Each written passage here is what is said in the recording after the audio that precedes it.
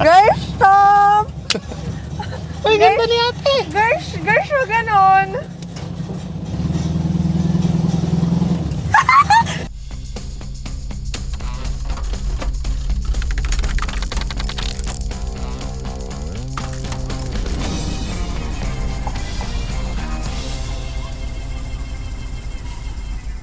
Ito yung mga kailangan natin dun sa owner. Pag traffic, kailangan natin ng pampalamig.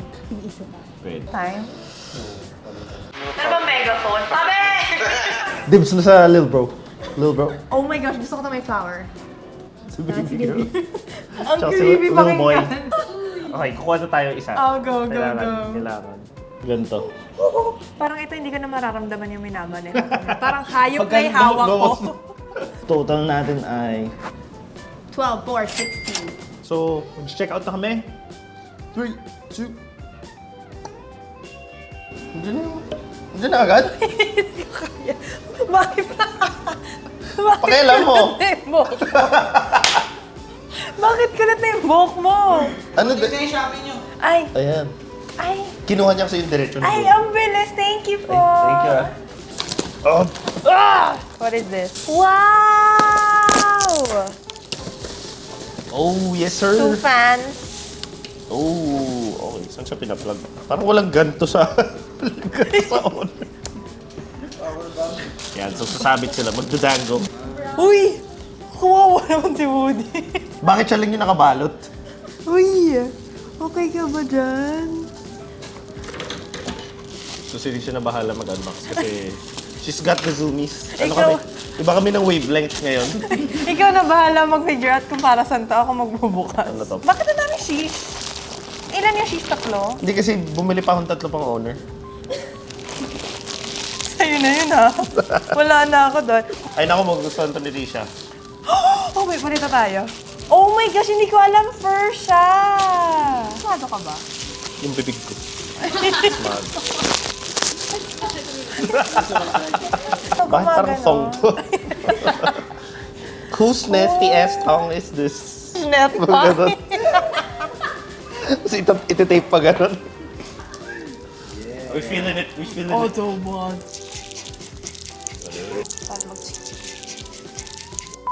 Oh my gosh, nandito na yung family natin. Yan na yung Andiyan na. So si Julian, our dad. Tapos si Erwin. Baby girl ako, Risha. With a flower on my hair. Yan. Well, medyo, oo. Ito yung Vibes pinakagusto ko, naman. oo. Star decoration lamp. Ayan yung parang disco. Tapos may, di mo alam dahil sa'yo. Ako'y di makakain. Uy, yan yung trash can. Okay. Parang walang kasha. Ano na ba ilalagay mo sa ganitong trash can? Sipon Resibo? tissue. Bag hooks. Kaya pinili ko yan. Hindi ko na maalala. Ano to? Para wala sa sahig yung ano natin. Tapos shiny para makita ng mga magnanakaw. Kunin nyo na! Masarap ganunin, no?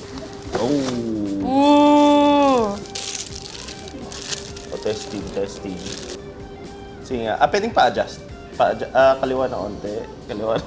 Let's check it out! Ang una Tara, ko let's try, go! my ultimate #1 favorite na inintay ko. Best day of my life happening right now. Kasha ba? They say there are 5 stages of grief. Diretso mo pa. Kaya yan. Anger, bargaining, Dapat ng ibang spot. depression, and acceptance. Okay, next.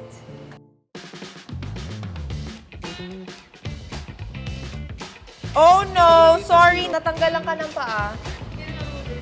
Ruler ba? Ay! Yes, sir. Okay, ito yung bago kong way of entering the owner. Wow!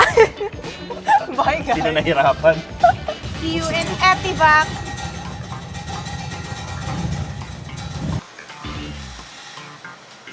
Bye, Woody and Buzz. Oh my God, feeling ko malalaglag ako. Oo nga. Lord! Good Log vibes. jam pala to, log jam. 5 times natin to gagawin. Hindi ko alam saan ako hahawak.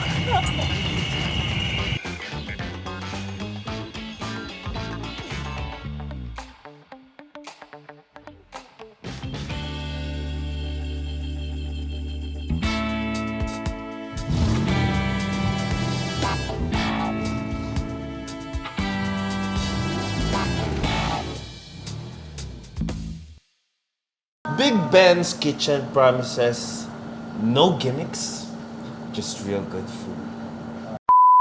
We're here in Big Ben's Kitchen sa may Imus, and they're famous for their Imus Longganisa na nagsimula pa from the 50s. In-adapt daw nila yung sausage making ng Spanish before with the Longaniza with the Z. Tapos gumawa sila ng local version nila. Yun, meron pa silang adobo flavor, which is kind of cool. Wala nga ba talagang gimmicks? Real good food nga ba talaga? Time to eat. Oh, nice. It's the perfect longganisa.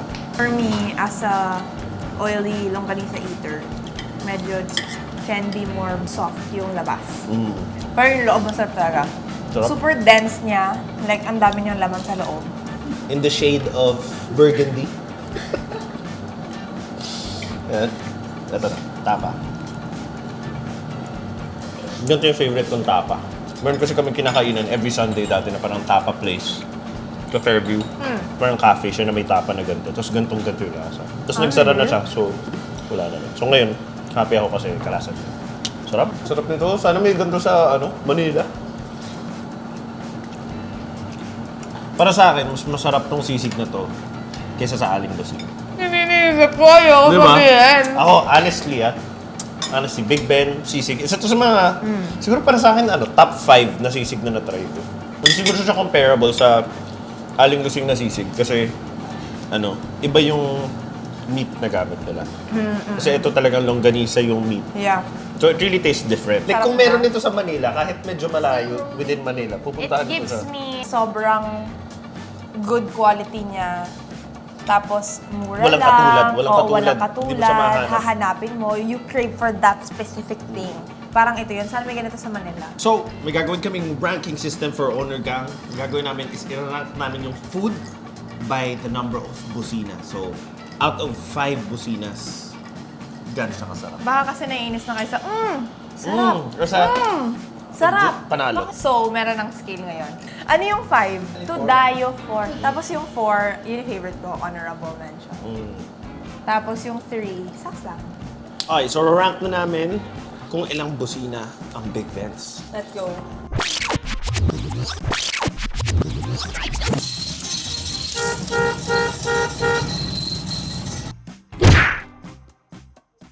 Pupunta tayo sa Promax. Gusto yung pagawaan ng mga owner jeepneys. Saan mo usually gusto nagta-travel? Akin yung travel ko mas relaxation. So mas beach vibes. ganun. Oo. Mga peaceful lang. Oo. So nag-iinom ng kape tapos magigitara ako by the Okay na beach. naman. Ikaw, saan? Kahit saan travel na activities or kahit relax lang, basta maganda yung lugar. So any. Oo, basta maganda tingnan. Like ganito, kahit ganito lang, pero ang ganda yung tingnan. May mga farm animals. Hi, cow! Ang sayo pag nakataas yung manibela, yung medyo nakatilt siya. Talaga ba? Very parang jeepney. Ganda ng uno nyo. Oh my Oh, God! Uy, tinan niyo, parang pick up yung Ganda yung owner. uno, ang oh. ganda. Owner ba yan talaga? Pili ko owner yan na iba lang yung bihis. Sobrang cowboy nung feels, no? Pag nagdadrive ka ng owner, parang feeling mo ang ano mo. Parang ito From yung the mga streets. nakasabit dito, tapos may mga malalaking baril. Di ba? Yun yung vibes na Oo. nakukuha ko eh. O parang army. Feeling ko parang nasa Oo, army oo. jeep ako yung Ayun, pang-offroad ganun. nila. Wow, gusto ko sumakay sa swing.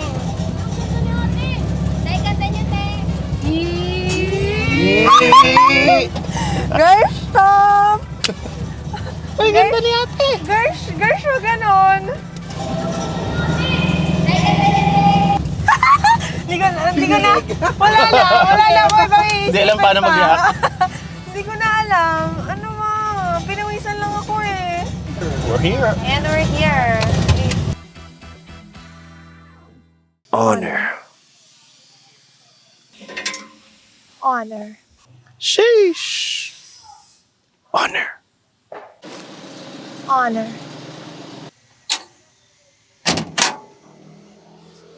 Honor. There's a snake in my boot. Honor.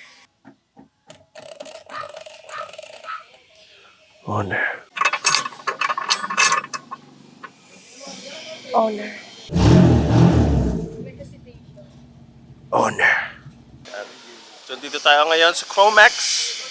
Gonna check out these owners. Papagawa natin yung owner natin. Yung aircon po sana, parang gusto po namin maglagay.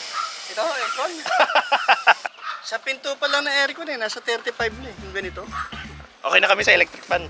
Sige, pakitaan mo kami ng iba't ibang, or yung mga tawag po sa iba't ibang version. Backside yung mission diretso, tapos yung mga handa sa gilid, yung mga ladder na yan, yung bangko, yung tinatawag na backside. Ito naman GP yung windshield na to. Pag nag-steel top ng ganyan, paano ito nalalabas? Yung steel top niya, parang ganito. Ganyan, steel top. Tapos iba na rin yung pinto. Aircon ba yun? Oo, aircon yan. Ito kasi binata pa ako nung ginawa ko flaring na yan. Binata ka pa nung ginawa mo to? Ang may-ari nito, nagre-recap ng dalawa. Tapos, dumalang mahabang panahon, namatay na yung may-ari, tapos ito ibinenta. Siyempre naman ako nakabili. Ay, hindi na. Uy, ang lakas! Matagal na po kayong gumagawa ng kotse? 1986, sa West Avenue, Quezon City. Wow!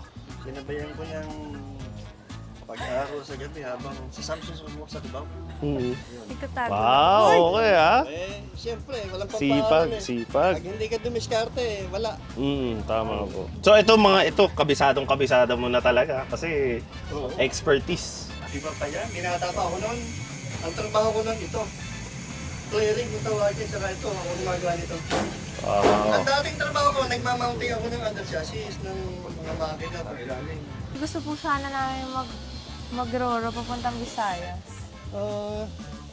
Yan naman basta't kondisyon kahit saan mo saan? dalhin yan, pwede eh. Ganyan, pagka cross country ka, ipapahinga mo. Kailangan nakamonitor ka lagi sa gauge. Paano nyo po nag-gauge kung pag kailangan na magpahinga ng makina? Dito naman ang gauge naman ito, puro manual eh. Hanggang 160 yan. 170, pag nag 180, pahinga ka muna. So, magkano po lahat kung steel top o tapos trapal yung gilid tapos yung may sa upuan, tapos may seatbelt? Magkano po kaya yung steel? Sa presyo kasi sila, hinahayaan ko ni Mrs. Wu kasi pag ako pa mag-iisip nun makakon eh. Dagdag pa po sa Hati-hati dapat. Kasi kun eh, masyado ako nakapokus ko kamukha niyan, ilan ang tinututukan ko.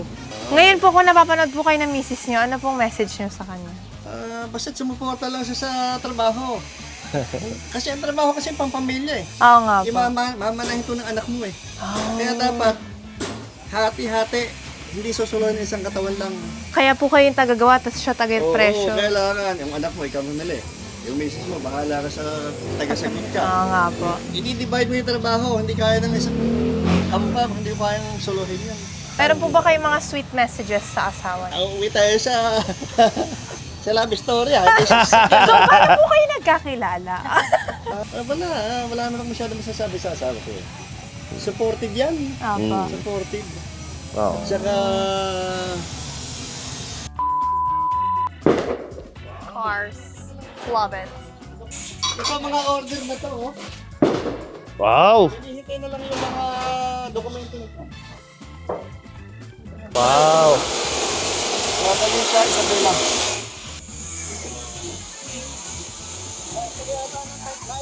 Yun yung mga gauge, ang ganda. Parang retro, classic. Classic Wow. type, ang ganda. Ha? Bali, ito week 1 to eh. Sariling sa kanila. Alam ko rito, naka-stop to eh. Pinapa-restore sa amin. Maraming pong salamat. Ang dami naming natutunan today. Oh, always welcome. Grabe, para pong world of owners. Paiba-iba ng itsura. Ito, hammer to. Oh, Hummer na owner type din? Or Hummer talaga? Hammer talaga. Oh my goodness! Ang laki! Wow! Ang laki nung... Tingnan mo yung likod. Ang layo, oh. Hammer talaga yan. Oh. Grabe. Parang 13-seater. Ay, dami. Ang dami. Pamilya. Yan, so alam nyo na, kung kailangan nyo ng mga owner na repairs, Yun. kahit anong kailangan nyo, basta owner-related, pumunta kayo kay Sir Adel dito sa Chromax Motor. Chromax Motor Imus Cavite. Grabe, Guys, world thank you so of much, Sir owners Adel. dito. Sobrang rich nung culture, no? Parang ang daming history na owner. Marami tayong pinagdaanan sa buhay eh. Wow. Maraming salamat, Sir Adel. Oo. Thank you so much. Always welcome kayo. Wow. It was very, eye-opening. The knowledge and the wisdom. Ganda. Ganda nung hammer. It's a wrap for today's episode, no? Iiwan na namin siya dito. My one and owner. Uy! One and owner. Okay. Makikita natin siya ulit. Huwag kayong mag-alala pag nag-road trip na tayo ulit for the next episode. So, on the next one, bro. On the Thank you, gang. We outie.